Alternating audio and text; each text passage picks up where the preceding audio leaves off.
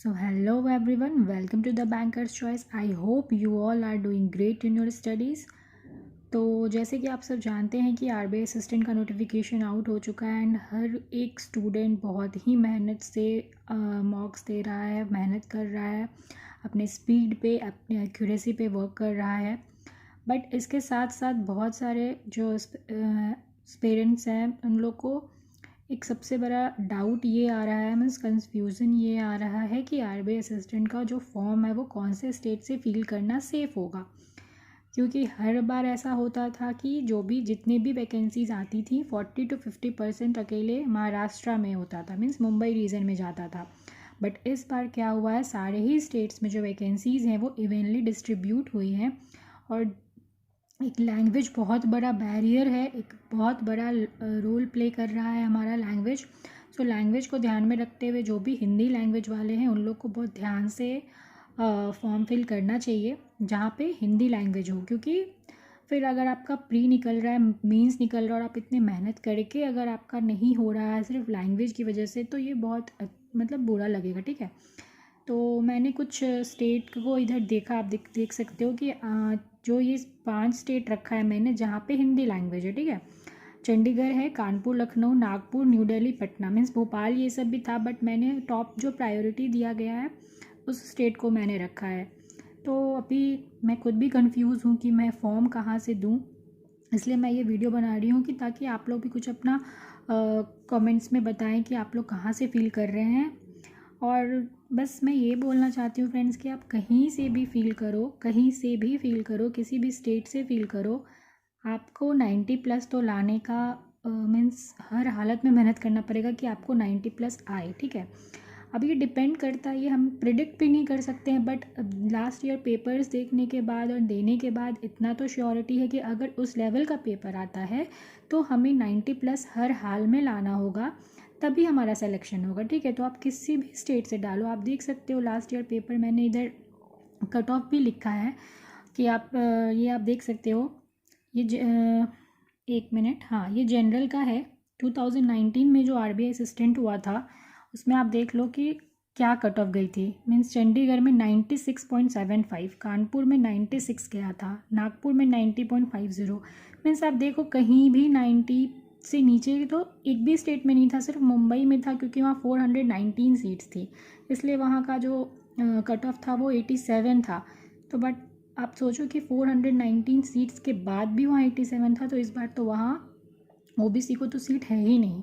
ठीक है, तो कंपटीशन टफ होने वाला है और हर एक स्टेट में होने वाला है. बस इतना ही है कि आप जिस भी स्टेट से भरो आपको 95 के आसपास लाना होगा. ठीक है, तो जो हिंदी स्टेट है चंडीगढ़, जहाँ पे इस बार ये मैंने लिखा है ये ओबीसी की सीट्स हैं एंड जनरल की है. मैं सिर्फ जनरल एंड ओबीसी की बात करूँगी यहाँ पे. तो टोटल सीट्स 50 हैं.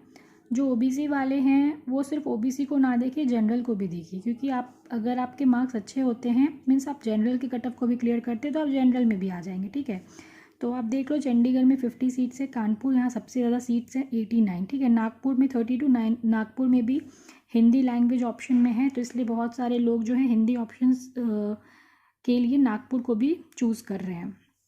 तो ये नागपुर है. और न्यू दिल्ली में 49 है एंड पटना में 25 सीट्स है. ओबीसी को एक भी सीट नहीं है, ये ओबीसी की सीट्स है. अब हम बात करते हैं कि ये जो 2019 का कट ऑफ क्या गया था, मैं वो बात करने वाली हूँ कि चंडीगढ़ में आप देखो तो 2019 में ओबीसी का जो कट ऑफ था वो 93.5 था, कानपुर का 92.25 था, नागपुर में ओबीसी को कोई भी सीट नहीं था इसलिए वहाँ का कट ऑफ नहीं निकला था, एंड न्यू दिल्ली का 92.75 था, पटना का इतना कट ऑफ. तो ये है. एंड सीट्स कितनी थी, पटना में 6 सीट था, इस बार 25 सीट है. ठीक है, 7 सीट्स न्यू दिल्ली में थी, इस बार 49 सीट्स हैं. और ये ओबीसी की मैं बात कर रही हूँ. ठीक है, ओबीसी की बात कर रही हूँ. ओबीसी में 18 सीट्स है यहाँ, नागपुर में था ही नहीं. एंड देन कानपुर और लखनऊ में आप देख लो 96 इसकी जनरल की, 92.25 कट ऑफ गई थी ओबीसी की. तो आप देख सकते हो कि आप कहीं से भी इस फॉर्म को डालो, आपकी जो एक्यूरेसी और अटेम्प्ट्स होने चाहिए वो 95 के अराउंड होंगे तो ही चांस बन सकता है. अगर इफ़ पेपर का लेवल वैसा ही रहा जैसा लास्ट ईयर था तो तो मे बी पेपर का लेवल लास्ट ईयर से मॉडरेट आए तो कट ऑफ थोड़ा बहुत ऊपर नीचे होगा, बट इतना मान के चलिए कि 90 के आसपास ही कट ऑफ रहेगा, क्योंकि आरबीआई है। तो आरबीआई असिस्टेंट का कट ऑफ 90 के आसपास ही रहता है। तो अभी तो कोई नहीं प्रेडिक्ट कर सकता है, कोई भी नहीं बता सकता है आपको, बट हाँ, अगर आप हिंदी लैंग्वेज के हैं और अगर आप सोच रहे हैं कि हिंदी लैंग्वेज जहाँ भी वैलिड है वहाँ से भरना, तो ये 5 टॉप 5 जो मैंने स्टेट लिखा है आप यहाँ पे डाल सकते, किसी भी स्टेट से डाल सकते हैं। एंड जेंडर एंड ओबीसी के लिए मैंने दिया, ठीक है। ईडब्ल्यूएस एसटी एसटी के लिए मैंने अभी नहीं लिखा है। तो ये तो है, बट आप लोग भी प्लीज़ कमेंट में बताइए कि आप लोग कहाँ से डाल रहे हैं, ठीक है। तो जिस भी स्टेट से आप डाल रहे हैं उस स्टेट को मेंशन कीजिए कमेंट सेक्शन में। एंड बस प्रिपरेशन कीजिए, क्योंकि मॉक्स ही देने से कुछ होगा। मॉक्स देते रहिए कंटिन्यू, एक्यूरेसी एंड स्पीड पे ही वर्क करना है हम लोग को। मैं खुद भी पेपर दूंगी, क्योंकि मैं खुद भी एक एस्पिरेंट ही हूँ, तो मैंने कोई पेपर अभी क्लियर नहीं किया है, इसलिए मैं कोई एडवाइस भी नहीं दूंगी। बट हाँ, जो भी पेपर दिया उसके एक्सपीरियंस से ही मैं बता रही हूँ कि अगर पेपर का लेवल लास्ट ईयर जैसा रहा तो कट ऑफ 95 के अराउंड ही रहेगी, ठीक है। तो आप देख लो, ये टॉप 5 स्टेट्स हैं हिंदी लैंग्वेज वाले के लिए।